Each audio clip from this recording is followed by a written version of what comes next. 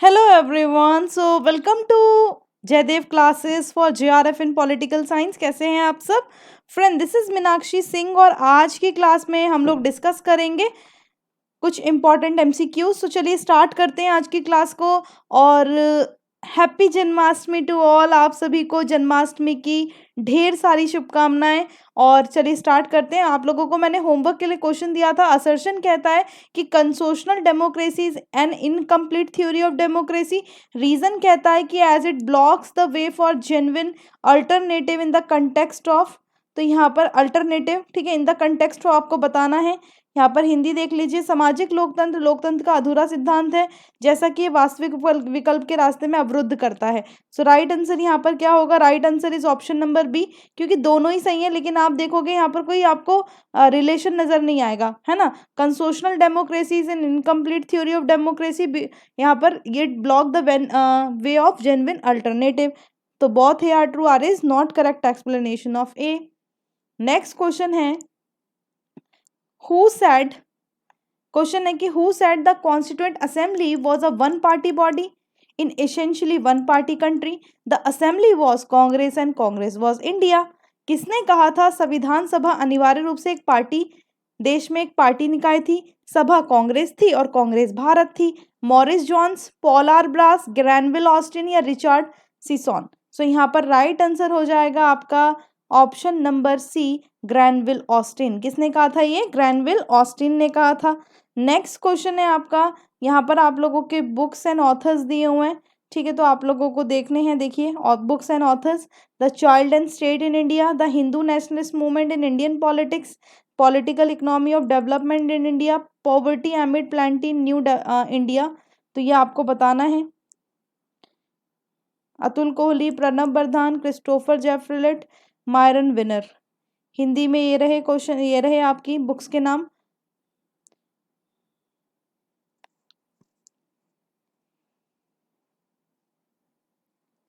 चलिए इसका आंसर जो होगा आप लोगों का देख लेते हैं, ठीक है। यहाँ पर देखिए the child and state in India का क्या होगा? Myron Weiner. The Hindu nationalist movement Indian politics का Christopher Jaffrelot. Political economy development in India Pranab Bardhan. और poverty amid plenty in India Atul Kohli, है ना। तो ये ध्यान रखिएगा। नेक्स्ट क्वेश्चन है आपका, जो यहाँ पर क्वेश्चन दिया हुआ है कि कौन सा जो है which of the following have been identify as a group of judicial review in the exercise of power of pardon by president of India और गवर्नर ऑफ स्टेट। तो that the order has been pass without application of mind, that the order is nullified, that order is based on extraneous as or wholly irrelevant consideration, that the order suffer from arbitrariness। select the correct answer। तो हिंदी देख लीजिए। निम्नलिखित में से किसे भारत के राष्ट्रपति या किसी राज्य के राज्यपाल द्वारा क्षमा की शक्ति के अभ्यास में न्यायिक समीक्षा के लिए आधार के रूप में पहचाना गया है? यह आदेश बिना मन के आवेदन से पारित किया गया है, ये आदेश घातक है, यह आदेश विलुप्त या पूरी तरह से अप्रासंगिक विचारों पर आधारित है, यह आदेश मनमानी से ग्रसित है। सो राइट आंसर यहाँ पर होगा आपका ऑप्शन नंबर डी, ठीक है। तो ये जो जो पार्डन है ना, पार्डन का अगर आप देखो, जैसे प्रेसिडेंट होते हैं, है ना, इनकी पार्डन पावर 72 में है और गवर्नर की पार्डन पावर 161 में। ये गवर्नर की हो गई और ये किसकी हो गई? ये प्रेसिडेंट की हो गई। तो ये जो ऑर्डर है वो पास किया जाता है विदाउट एप्लीकेशन ऑफ माइंड। ये मेलफाइड है, यानी कि ये थोड़ा सा मतलब आप देखो तो ये घातक है ना, प्रासंगिक विचारों पर आधारित है। और ये आपका ऑर्डर फ्रॉम सफर आर्बिट्रीनेस, यानी कि कुछ ये चीज़ें जो हैं आपकी वो आदेश मनमानी से भी ग्रसित है।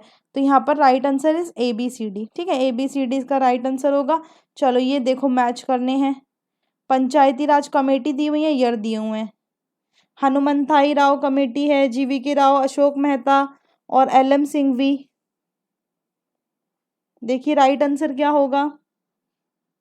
ईयर दिए हुए 1978, 1984, 1986 और 1985।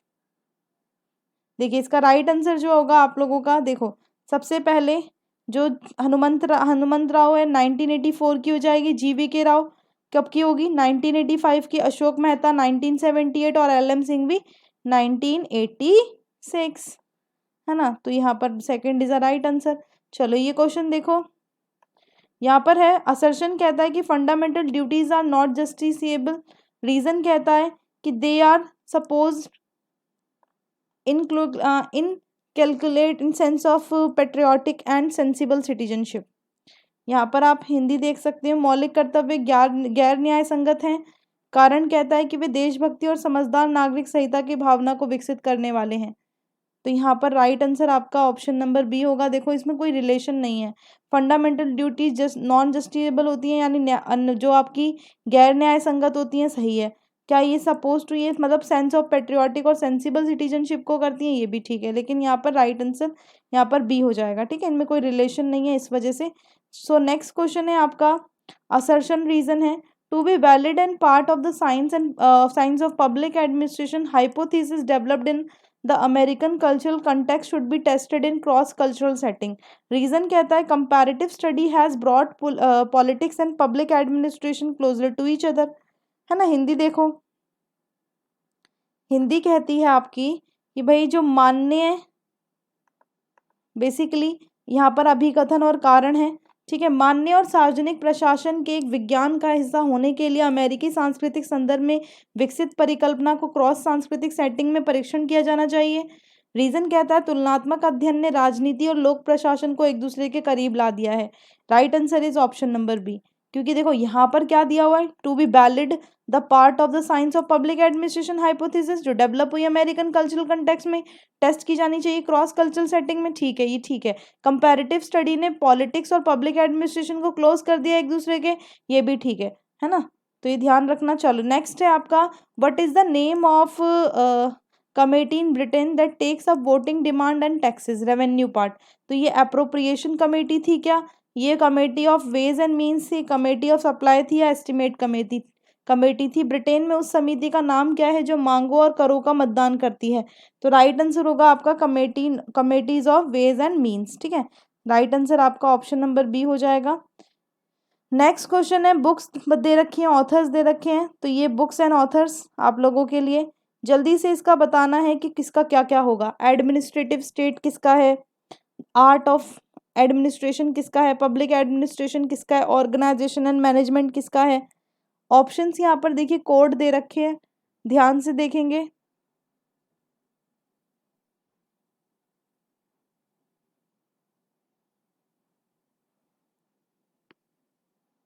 हिंदी देख सकते हो आप लोग।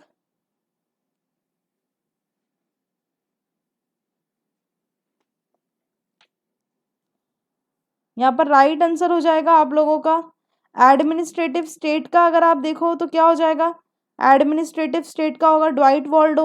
आर्ट ऑफ एडमिनिस्ट्रेशन का क्या होगा, आर्ट ऑफ एडमिनिस्ट्रेशन का ऑडवे टीड होगा। पब्लिक एडमिनिस्ट्रेशन का क्या होगा, फिफनर हो जाएगा, है ना, प्रिस्थस। ऑर्गेनाइजेशन एंड मैनेजमेंट का क्या होगा, सेकलर हटसन हो जाएगा। ठीक है, तो ये ध्यान रखना।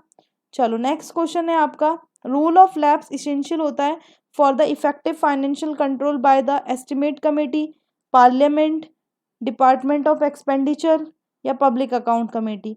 नियम का उल्लंघन प्रभावी वित्तीय नियंत्रण के लिए आवश्यक है, किसके लिए, राइट आंसर इज संसद। जो रूल ऑफ लैप्स है इसेंशियल है फॉर इफेक्टिव फाइनेंशियल कंट्रोल, किसके द्वारा, पार्लियामेंट के द्वारा। ठीक है, चलो आज के लिए आप लोगों का होमवर्क का क्वेश्चन है, desk officer system in the ministerial government of India had the following advantage.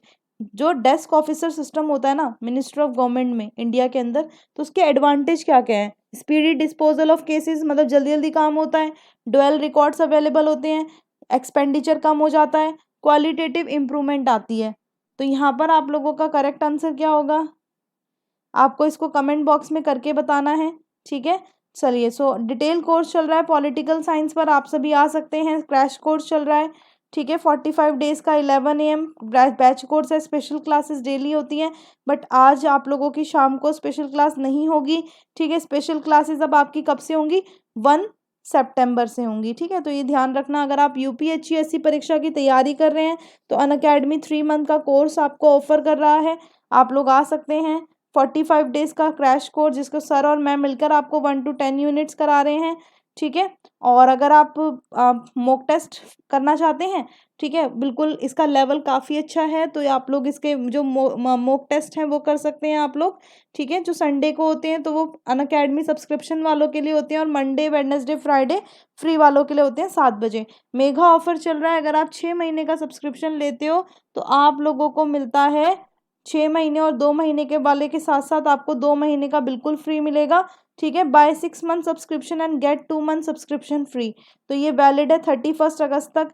Plus subscription 1 month, 3 month, 6 month, 12 month और 24 मंथ का लोगे तो यहाँ पर आप लोगों को मीनाक्षी लाइव यूज़ करना, मेरा रेफरल कोड ये रहा, ठीक है। इसको जब आप यूज़ करोगे ना तो आप लोगों को मिलेगा 10% का डिस्काउंट। तो जो भी स्टूडेंट आना चाहते हैं आ सकते हैं, यूज़ करना Meenakshi live for getting 10% discount. Thank you and thanks for watching. Bye bye to all. Thank you.